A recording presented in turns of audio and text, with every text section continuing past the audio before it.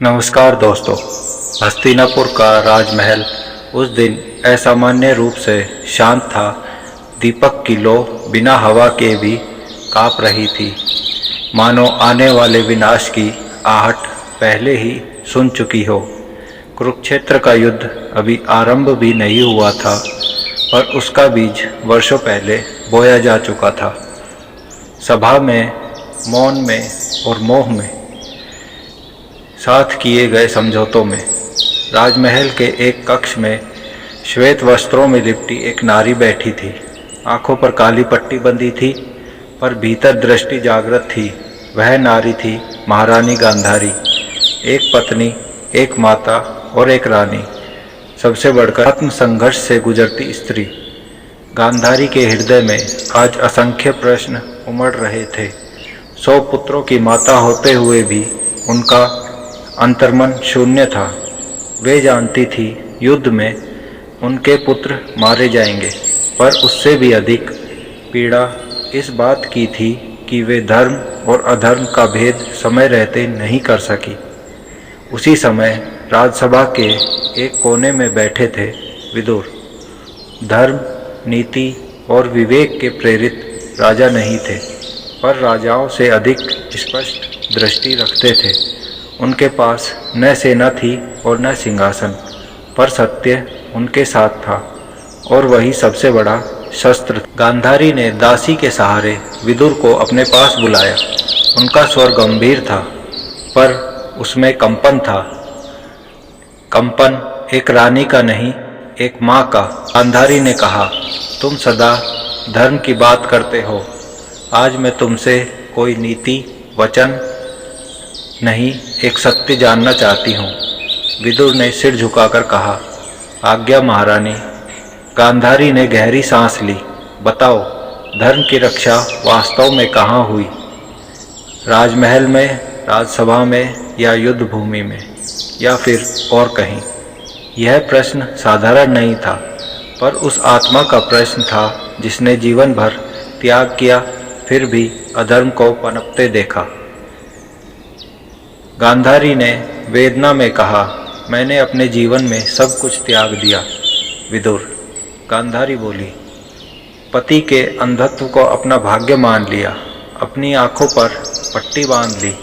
मैंने सोचा यह त्याग धर्म है। उनका गला भर गया। मेरे ही पुत्र अधर्म की राह पर बढ़ते चले गए। सभा में द्रौपदी का अपमान हुआ और मैं कुछ न कर सकी। विदुर क्षण भर मौन रहा और कहा, यदि मैं धर्मपरायण थी, गांधारी ने प्रश्न किया, तो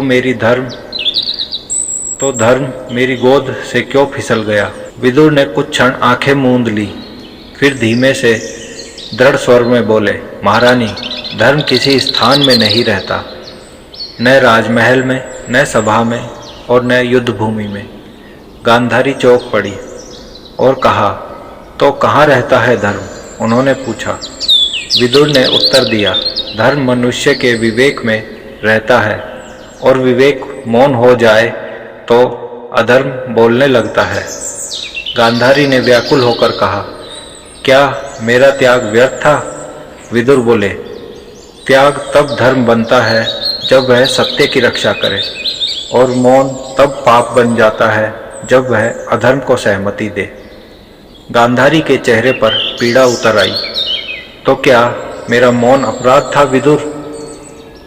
विदुर का स्वर गंभीर हो गया और उन्होंने कहा, महारानी, जिस दिन द्रौपदी का चीर खींचा गया, उस दिन धर्म नहीं मरा।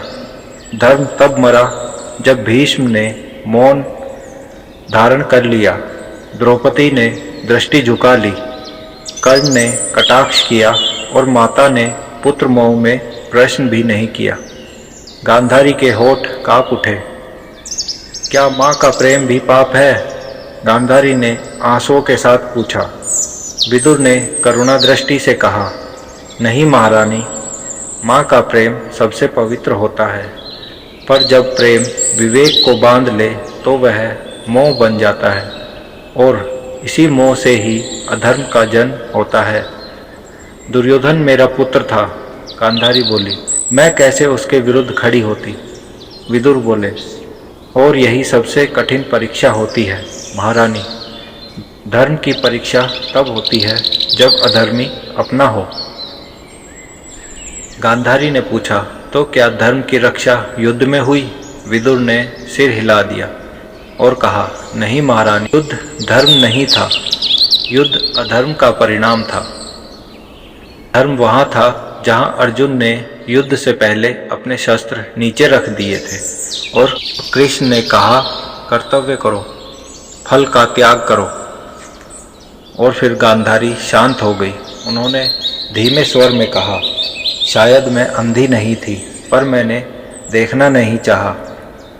इस पर विदुर ने सिर झुकाया, और यही सबसे बड़ा अंधकार है महारानी। गांधारी ने अंतिम प्रश्न किया, तो बताओ विदुर, धर्म की रक्षा आखिर कहाँ हुई? विदुर ने उत्तर दिया, धर्म की रक्षा किसी भवन में नहीं और किसी सभा में नहीं।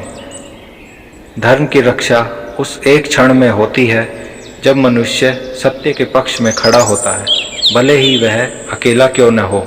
हस्तिनापुर का वह कक्ष अब शांत था, पर यह शांति मौन नहीं थी, बोध की थी। गांधारी ने पट्टी के भीतर से पहली बार स्पष्ट देखा, धर्म कोई परंपरा नहीं, धर्म कोई पद नहीं, धर्म कोई रिश्तेदारी नहीं। धर्म साहस है और साहस ही उसकी रक्षा करता है। दोस्तों, यदि यह कथा आपको सोचने पर मजबूर करे तो इसका समर्थन करें और चैनल को सब्सक्राइब करना न भूलें।